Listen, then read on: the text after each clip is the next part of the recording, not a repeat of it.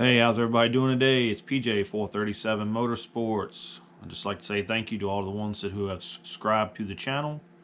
If you could, please hit the like button, hit the bell for notifications, and comment on some of these videos to help get them spread out, get out to the masses, and help build the channel. I'd also like to thank a sponsor that came on board, Just Fast Online.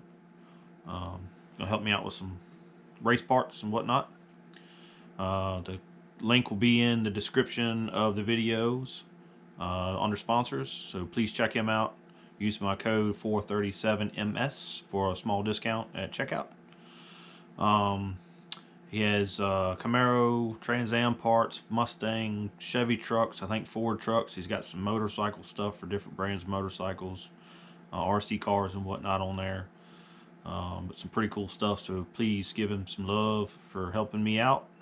Also, if you do any Amazon shopping, if you go down in the description below of the videos and click through my Amazon link when you go on Amazon to do your shopping, I also get a little percentage to help go towards the channel, help buy stuff, you know, all that good stuff too. Thank you.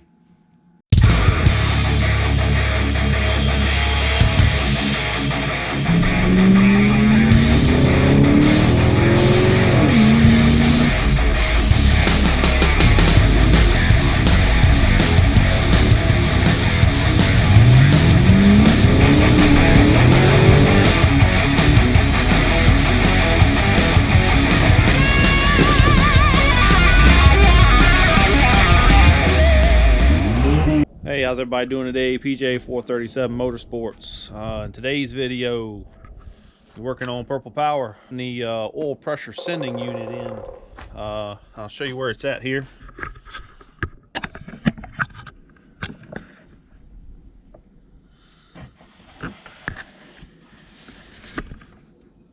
So right here, tip of my finger, is the oil pressure sending unit. As you can see, I think you can see. I don't know how good that's going to show up, but it does have oil leaking. Looks like it's leaking out of the back of it. Now, it's been acting funny since I got the truck put back together. I think it was bad before I even started working on the truck when I first got it. But not running it, I didn't know it was bad. Because I didn't see the fluctuation in the oil pressure because I didn't run it long enough to even know that with the when the head gasket was blown. So there's just one more thing that I needed to get done, and we're going to try to take care of it today. All right, so finally getting the sensor done. I end up having to go pick up this sensor socket. And it's 1 1/16", but it's, see if I can get the light right. It doesn't have any taper to it, so that the sensor fits all the way up in there. I couldn't find a socket at my house, and brother-in-law didn't have one that was deep enough. So we got that. I sprayed it off. If I can get you down in here. So there's the sensor right there. I sprayed that thing off with some connector cleaner because it's got oil all over it. So we're going to pop the plug off and unscrew it, screw the new one in, clean the plug again, and reassemble. And then double check to make sure the pressure is reading correctly and not falling all over the place.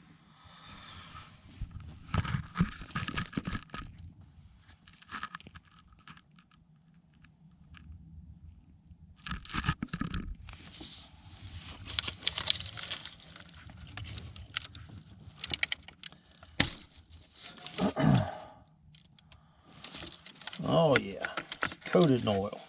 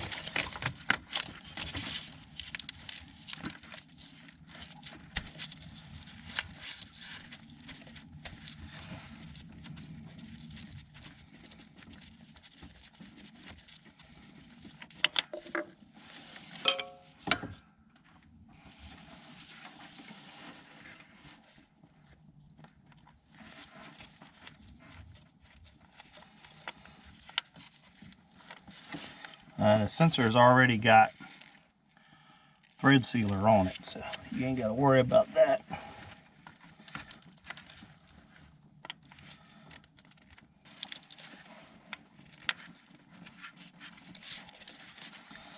There we go. Get it started by hand.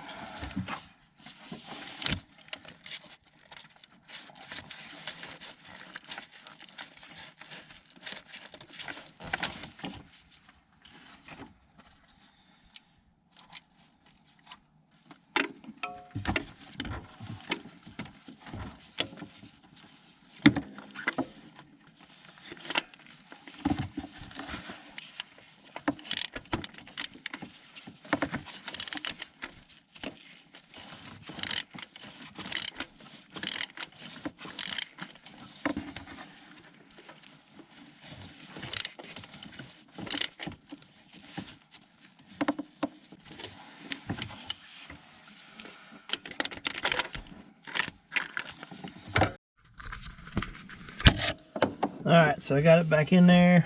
Let's see where my light's at. Got the plug back on.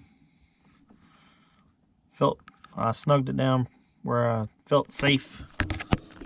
That's to not break it. And I sprayed the plug out with this stuff here, electronics cleaner. Blew it out with air to alright, so I blew it out with the cleaner, and then sprayed it out with some air to blow the liquid out of it, try to get all the oil I could out of it. So I'm gonna move some tools around so they don't fall anywhere, and then fire this bad boy up, and then see what the oil pressure is doing.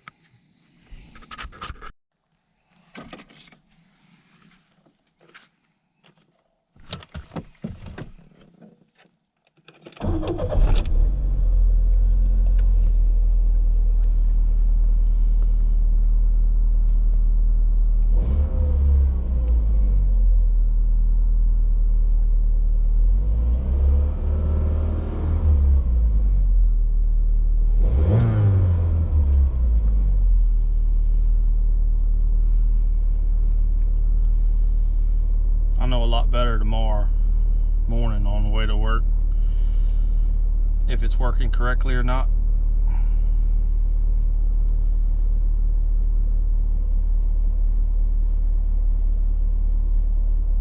And so hopefully that takes care of the problem.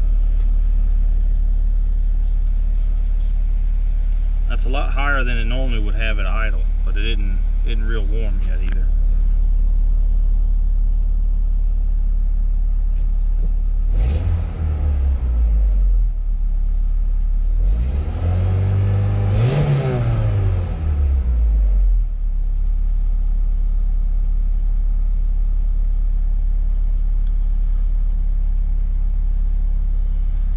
And we'll check for leaks.